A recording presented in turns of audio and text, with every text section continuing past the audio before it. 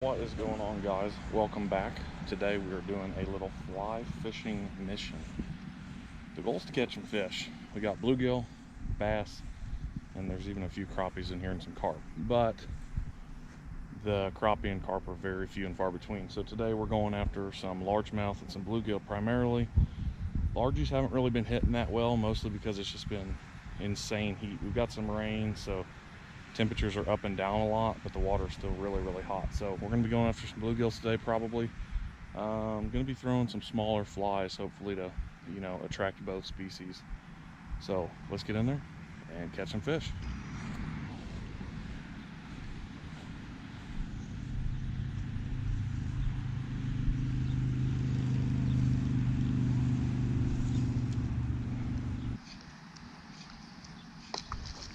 Oh my gosh. There's my first really good hit.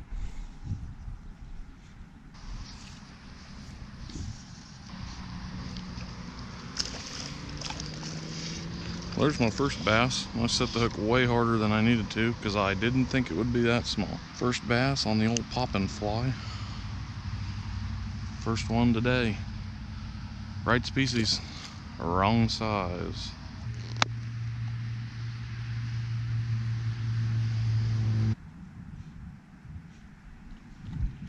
There's a fish. What is this?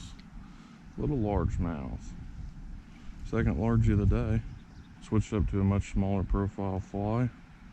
And only 2 or 3 casts in now and we got one. There's a little one. Not a real big guy. Doing my best to try to sight fish these out today. In front of me there was about 3 or 4 decent sized bluegills, and unfortunately the smallest of the couple hit there. There's a little squeaker. Another little bluegill. Not the right size. There's a good one. There's a bunch of bluegill beds in front of me, which is weird. Kind of late in the year, but they're on the beds. And really nice bluegill here.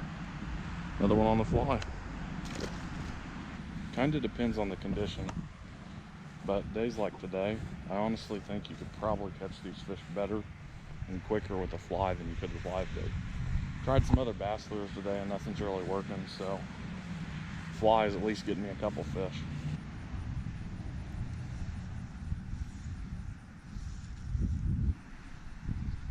Very pretty bluegill.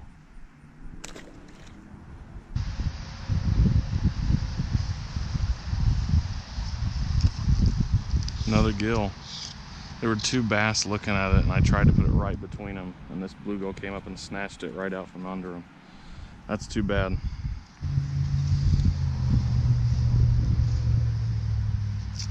There's another gill. That's quick. Bluegill's on some hair. Very nice. Most of the bluegill in this pond are around the 6 to 7 inch range. There are a few 8s and 9s, and they may be bigger, but most of them are pretty small, just a hair under eater size.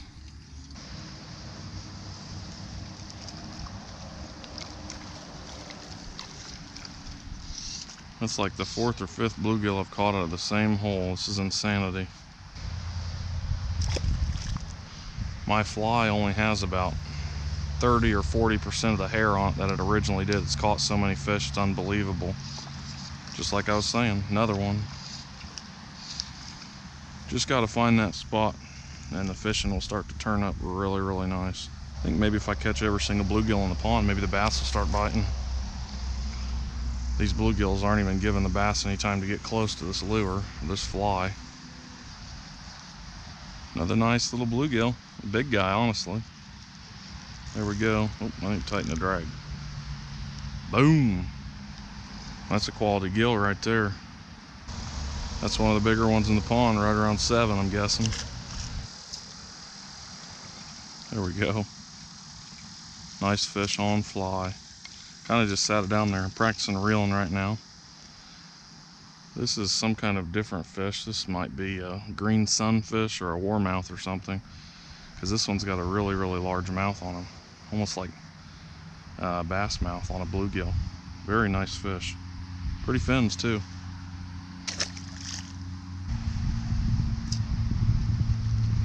There's a good bluegill.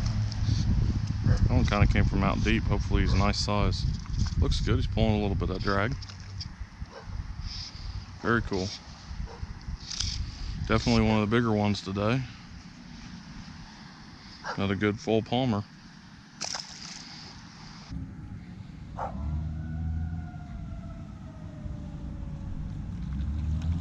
It's that easy. It is that easy. Spot a bed, drop the fly in. Don't even reel, just drop. There's something way out there.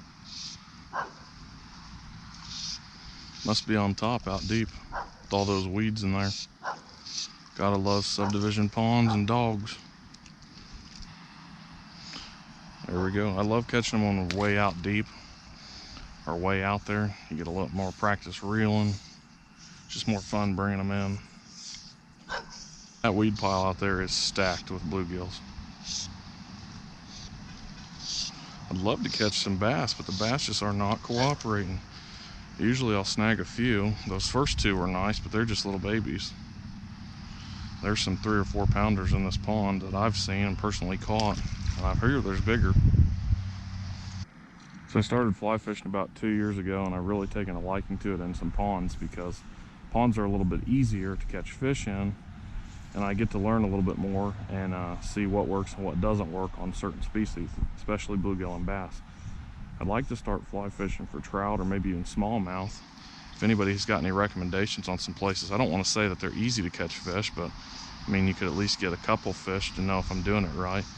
That'd be really cool. Let me know if you guys have any suggestions on where I should take this little fly rod. It's a 5-weight fly rod I got from Cabela's. Nothing too fancy, but it definitely does the trick.